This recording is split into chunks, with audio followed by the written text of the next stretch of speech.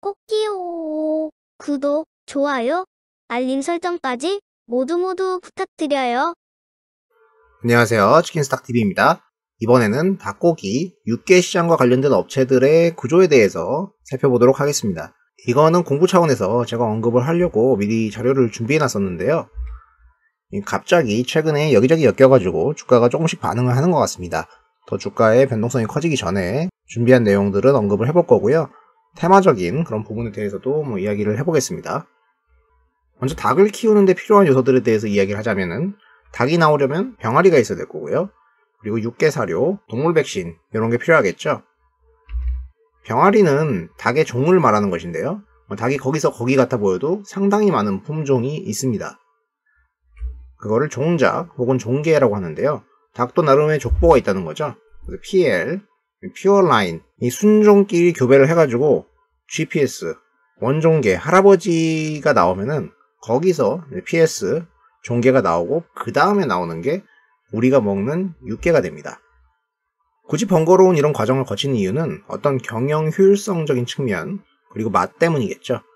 살이 많이 붙어 있어야 되고 맛이 좋아야 되고 알도 잘 낳고 그런 품종을 개발을 해가지고 내놓는 겁니다.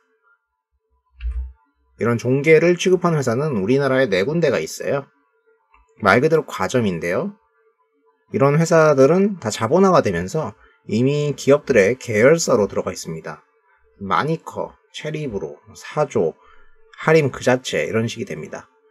나머지 농가들은 이제 키우고 싶으면은 이런 걸 받아와가지고 키워야 되는 입장이 되는 거니까 수직 계열화된 업체들이 강점을 지니게 되는 부분이 됩니다. 닭은 농가에서 종자, 병아리를 받아와가지고 이게 키워서 넘겨줍니다. 보통 6개나 3개를 취급하는데요. 35일, 한 달 정도 남짓 키우게 되죠.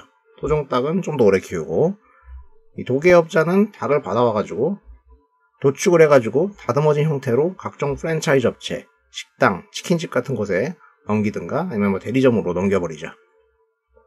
마트, 급식 이런 데로도 나가서 판매가 되는 형태가 되겠습니다. 이렇게 나온 닭고기 같은 경우에는 크기에 따라서 3개, 6개, 토종닭 이런 형태로 구분을 해가지고 용도에 따라서 요리에 사용하게 되는 거죠. 국내 닭고기 시장 같은 경우에는 그 규모가 3조 정도 되는 것으로 추정이 되고 있어요. 조금씩 성장을 하고 있습니다.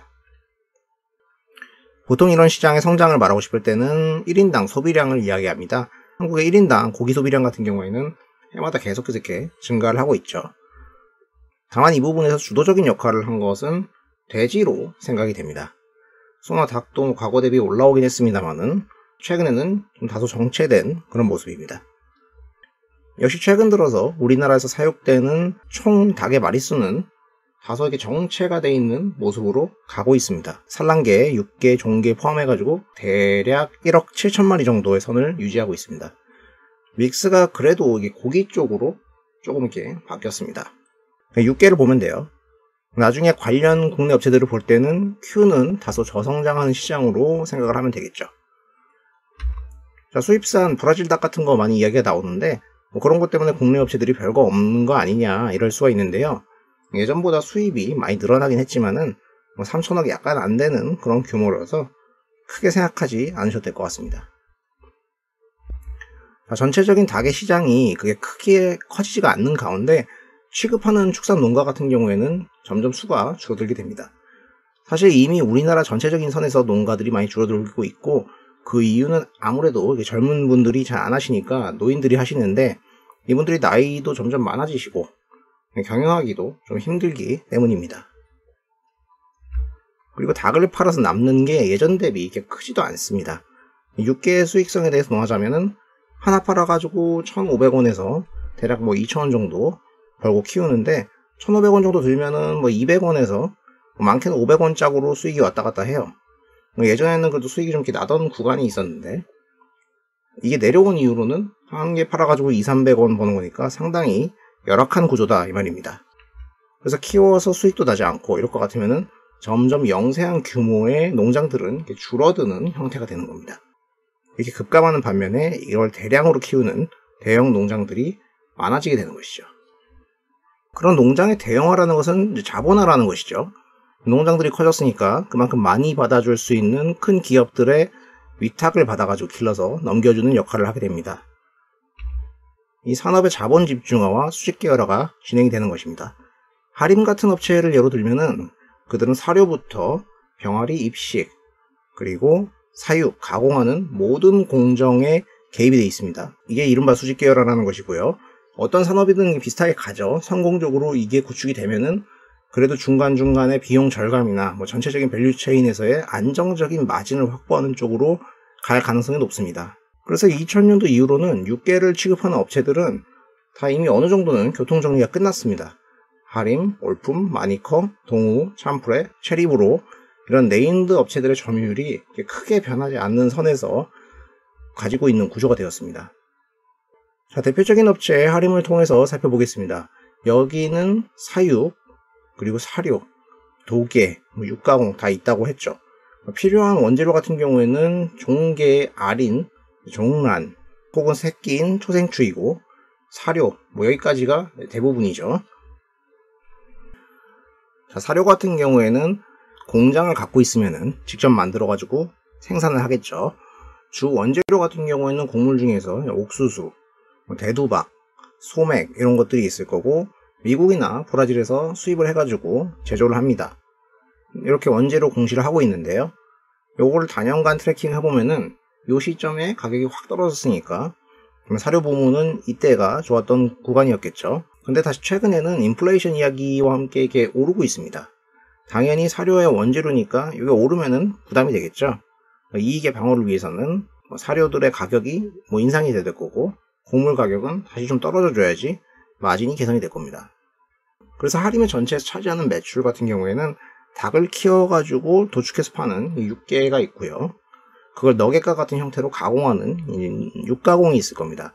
사료 같은 경우에는 자체적으로 쓰고 남은 부분을 외부에 파는 이런 게 조금 있는 형태가 되겠죠.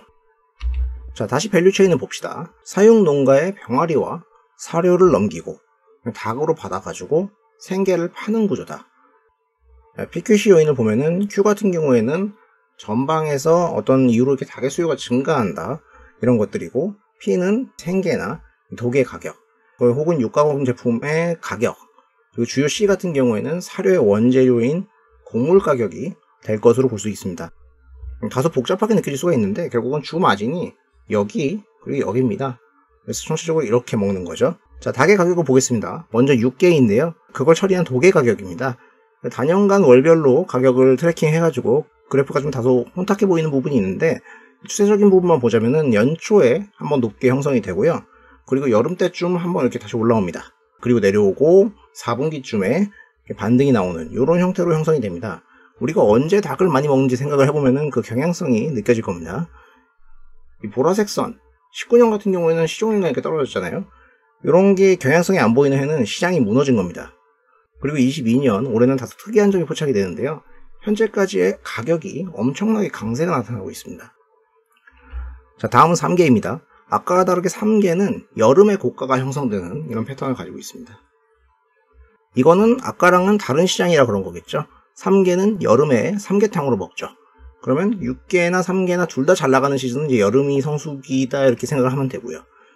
해마다 가격이 형성이 있게 되는데 3계 쪽도 올해가 지금 엄청 높거든요. 이런 거는 현재 특이점이다 느끼시면 되겠습니다. 자, 실제 장기간의 닭 가격 P를 그려보면은 올해는 거의 역대급으로 닭의 가격이 형성이 되고 있습니다. 신고가를 가고 있는데 이때 이후로 닭 가격이 높게 형성된 적이 없었습니다. 그래서 비용적인 부분도 따져봐야겠습니다만은 가격적인 측면에서는 P 다소 기대를 걸게 되는 부분이 되겠죠. 주가 트리거 요인으로 그나마 이게 떠들거리가 될 겁니다. 자, 왜 이 가격이 고가를 넘어섰냐? 이거는 생산 잠재력, 예상되는 닭의 생산 마리수가 역대 최저 레벨로 내려와 있기 때문입니다. 물론 계절에 맞춰서 이렇게 한번 다시 올라올 수도 있겠지만 아무래도 과거에는 업체들끼리 경쟁이 좀 심화돼가지고 이 잠재력이 높았고 그러면은 닭의 마리수가 늘어나면서 가격도 같이 낮아지게 되었는데 그런 부분에 대해서는 1차적인 걱정은 좀 덜하게 되겠죠. 물론 문제는 있습니다. 여전히 35일이면 닭이 나오기 때문에 언제든 다시 올라갈 수 있지 않냐 이런 우려는 있겠지만 현재까지로는 아닌 것 같습니다. 자, 업체들끼리 과거 출혈 경쟁하던 시절에는 다들 적자, 이익을 못 냈었거든요. 그래서 자체적인 조절을 하려는 시도를 많이 했었는데 그 결과물일 수도 있습니다. 단순하게 그냥 생각을 해보더라도 사료의 주 원료인 곡물값이 오르고 이러면은 닭값이 계속 헐값이면은 아예 안 키우니까 자체적인 조절되는 부분도 있겠죠. 공급이 주는 이야기를 하는 거예요. 그리고 닭 가격이 높아지면은 이익이 날 확률이 생기겠죠. 그 과정에서 일부 업체들의 담합 같은 것도 있을 수 있을 겁니다. 이게 과점적인 시장이기 때문에 벌어진 현상입니다. 실제 과거에 이미 전적이 있습니다. 생산을 조절하려면은 원종개땀부터 해야 되는데 관련 업체들이 종개 생산을 좀 줄이려고 하다가 걸렸던 적이 있습니다. 이때는 과징금을 조금씩 받고 끝났습니다. 닭고기 같은 경우에도 가격이나 출고량을 조절하다가 걸렸던 적이 있어요. 이거는 최근에 언론에서 특히나 많이 떠들었던 부분인데요. 2005년부터 2017년까지 한 12년 정도 조절을 했다. 모든 업체가 크고 작게 벌금을 받게 되었습니다. 다소 업체들 입장에서는 좀 억울할 수도 있을 것 같은데요. 6개 업체들이 실제로 그 구간에서 크게 이익을 냈었던 적이 없었거든요. 그래서 그렇습니다. 자, 뉴스에서는 치킨값이 왜 비싼가 했더니 닭고기 업체들이 담합을 엄청나게 했다, 이런 식으로 쏟아냅니다. 그러면 또 신나가지고 인터넷에서 열심히 물어뜯겠죠. 막 의견들이 나오는데 이분들은 치킨과 육개도 구분을 못하시는 분들입니다. 딱히 할 말이 없습니다. 자, 치킨값이 만약에 비싼 게 불만이라면은 치킨 업체들에 대해서 공격을 해야 되는데 육개 업체는 이 생계 그리고 도개 여기까지잖아요. 물론 얘들이 담합을 해가지고 수급 조절을 해가지고 여기나 여기서 이익을 챙겼다, 그건 일부 사실이니까 그걸 까면은 그러려니 하는데 치킨 값은 완전히 다른 얘기죠. 다른 원재료들의 그런 비용도 있고요. 프랜차이즈 본사가 취하는 그런 마진이라든가 라이더, 배달앱 수수료, 건물주의 임대료, 이런 것들이 주요인이 되겠죠. 다시 돌아가겠습니다. 아무튼 최근에 육개, 도개가 가격이 상당히 강세로 나타나고 있다고 했습니다. 그런데 최근에 또 우크라이나 전쟁 이슈가 있었어요. 인플레이션 이슈에다가 전쟁까지 트리거로 작용을 했고 그 영향으로 주 곡물들의 가격이 올랐었죠. 옥수수도 가격이 상당히 올라와 있기 때문에 스프레드가 좁아져 있습니다. 이게 떨어져 줘야지 본격적으로 이익이 나겠죠. 다만 육개 가격은 우선 이 선까지 안착이 돼 있으면 상당히 고무적이라는 것이고 먼저 달려나가는 분들이 있을 수 있기 때문에 트레이딩의 주 재료가 될 수 있다 말씀을 드렸던 겁니다. 그것은 육개 업체들의 재고가 닭이기도 하기 때문에 이런 재고 자산에 대해서 생물자산 공정가치 평가라는 걸 합니다. 그럼 거기서 뭔가 이득을 보는 부분이 또 있을 수가 있죠. 그런 부분까지도 좋게 쳐줄 여지가 있습니다. 그래서 잘 풀린다면은 이번에야말로 닭 가격이 안착이 되고 비용이 언젠가 떨어진다면은 업계 전반적으로 이 수익성 악화됐던 구간에서 턴어라운드가 되는 그런 그림이 연출되지 않을까 생각이 되는 부분입니다. 다만 과거 이런 업체들의 주가가 여기서 보시듯이 좀 지저분하잖아요. 상당히 테마적으로 움직인 부분들이 있습니다. 실적이 장기간 나지 않았던 그런 영향도 있겠지만은 농업 관련된 회사들은 국내 증시에서 늘 좀 비슷하게 흘러가는 것 같아요.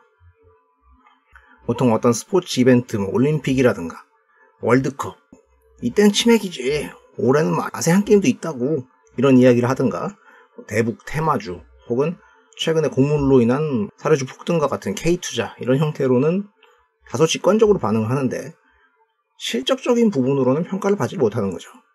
이런 거는 이제 상당히 아쉬운 부분이 있고요. 언젠가는 다른 형태로 평가를 받은 일이 있을 거라고 저는 생각을 하고 있습니다. 특히나 오늘 좀 주가가 반응했던 거는 테마적인 부분에 엮인 또 한 번의 사례라고 생각을 하고 있거든요. 그나마 이야기할 만한 거는 닭 가격이라고 말씀을 드렸지만은 최근에 사료주를 가지고 아주 난리 부르스를 쳤죠. 제가 얼마 전에 K투자로 언급하면서 비판을 했었는데 먼저 갈게 이러면서 곡물 가격 수혜주로 폭등을 시켰습니다. 할인도 자체 사료가 있으니까 그걸 가지고 어떻게 해보려는 분들의 영향일 수도 있다고 봅니다. 뭐로 가도 좋으니까 같이 먹자 이러면은 트레이딩 차원에서 참전 정도를 할 사람들은 할 수가 있겠죠. 실제 수익 같은 경우에는 곡물이 얼마나 빠르게 하향 안정화가 될 수 있는가, 혹은 닭 가격이 더 올라가면서 스프레드를 벌려주든가 해야 되겠죠. 자, 이상으로 해서 유계산업과 업체들의 구조에 대해서 간단히 살펴봤습니다. 개별 기업들 같은 경우에는 나중에 따로 이야기를 해보도록 하죠.